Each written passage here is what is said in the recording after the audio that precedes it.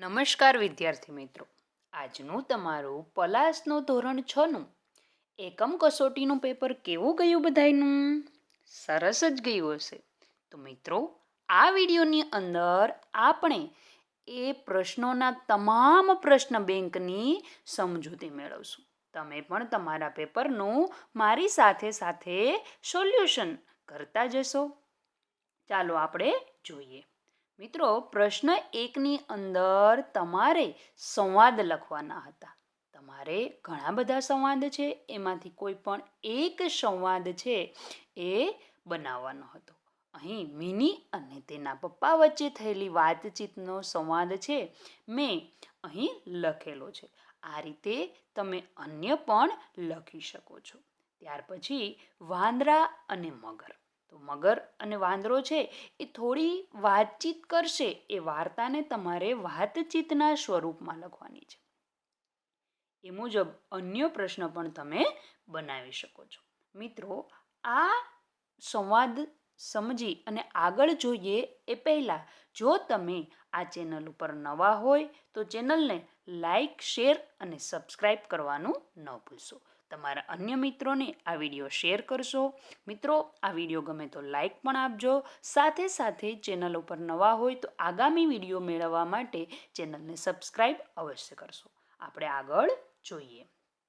પ્રશ્ન 2ની અંદર કે નીચે આપેલા પ્રશ્નોના ઉત્તર તમારા અનુભવના આધારે. તો મિત્રો, આ પ્રશ્નોના ઉત્તર છે એ તમને કયા કયા અનુભવ થયા છે એના આધારે તમારે લખવાના છે. તમે ઘરે એકલા હો ત્યારે તમે શું કરો છો? અહીં તમારે તમારો અનુભવ લખવાનો છે. મિત્રો, મેં અહીં મારો અનુભવ લખેલો છે. પછી ત્યાર પછી છે તમારા મમ્મી પપ્પા તમારી કાળજી લેવા માટે શું શું કરે છે? તો અહીં મિત્રો મેં મારા મમ્મી પપ્પા જે મારી કાળજી લેવા માટે કાર્ય કરે છે એનું લેખન કરેલું છે.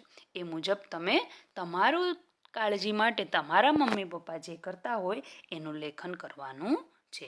ત્યાર પછી મિત્રો, જો તમારા મમ્મી થોડાક દિવસ માટે બહાર ગામ જાય તો તમારા પરિવારને શી મુશ્કેલી પડે? મિત્રો, જો તમારા મમ્મી છે એ તમારા ઘરે ન હોય તો તમારા પરિવારને શી મુશ્કેલી પડે? તો આવા અન્ય પ્રશ્નો પણ છે જે તમારી જાતે વિચારવાના છે અને તમારે જવાબ લખવાના છે. આગળ આપણે જોઈએ પ્રશ્ન 3. પ્રશ્ન 3ની અંદર વિભાગ આપેલા છે અને ભાવસૂચક શબ્દો છે એ વિભાગની નીચે કૌંસમાં આપેલા છે. એ શબ્દો પસંદ કરી તમારે વાક્યમાં રહેલો ભાવ છે એ લખવાનો છે. મિની હંમેશા નાચતી કૂદતી રહેતી, તેમાં આનંદ આવશે. મમ્મી ફોન કરીને મારી ખબર અંતર પૂછતી, એમાં ચિંતા આવશે. પિતા મારી દરેક બાબતનો ખ્યાલ રાખતા, એમાં કાળજી આવશે. તેઓ ઘડીભર તો આભા બનીને અમારી સામે જોઈ રહ્યા, એમાં વિસ્મય આવશે.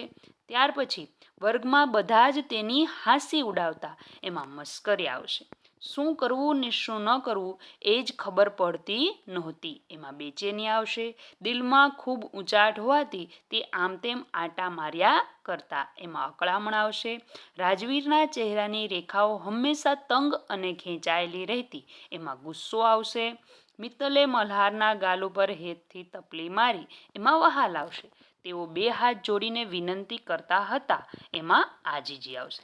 ત્યાર પછી છે મિત્ર, મિનીને પપ્પાની વાતમાં થોડી શંકા ગઈ, એમાં સંચય આવશે. હાશ, હવે કામ પૂરું થયું, એમાં નિરાત આવશે. પપ્પા ભાખરીના જાત જાતના આકારો મિનીને બતાવીને ખૂબ હસાવતા, એમાં રમૂજ આવશે. પપ્પા ડાયરીના પાનામાં તારીખ પ્રમાણે હિસાબની નોંધ રાખતા, એમાં ચોકસાઈ આવશે. વાહ, તારા અક્ષરો તો નરિયા મોતીના દાણા, એમાં પ્રશંસા આવશે. આ જ રીતે મિત્રો વિભાગ ડીમાં પણ પ્રશ્ન છે જેમાં તમે આ મુજબ લખી શકો છો.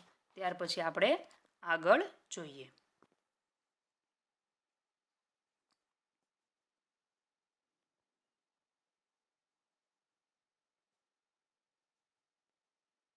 પ્રશ્ન 4.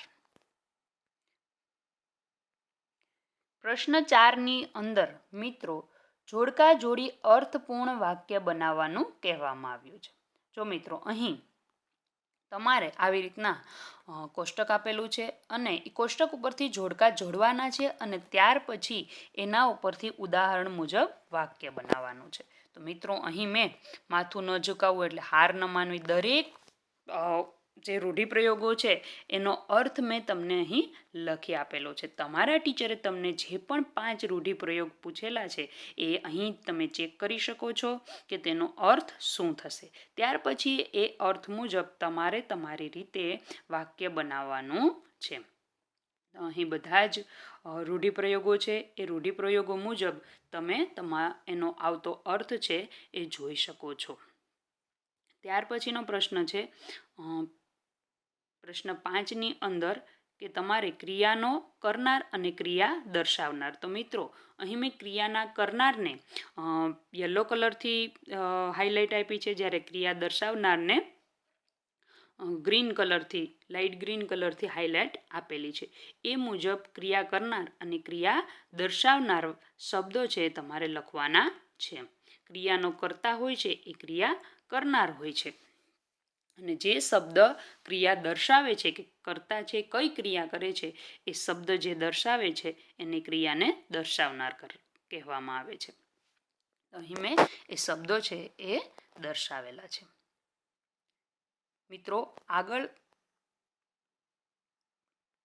ફરી મળીશું આપણે નવા જ વિડીયો સાથે. મિત્રો આ વિડીયો તમને ઉપયોગી થયો હોય તો વિડીયોને લાઇક કરવાનું, વિડીયોને તમારા અન્ય ધોરણ 6ના મિત્રોને શેર કરવાનું અને હા, ચેનલ ઉપર નવા હોય તો ચેનલને સબસ્ક્રાઈબ કરવાનું ભૂલશો નહીં. બેલ આઇકન અવશ્ય દબાવજો જેથી કરીને આગામી વિડીયો છે એ તમને નોટિફિકેશન રૂપે મળી રહે. ફરી મળીશું. આભાર.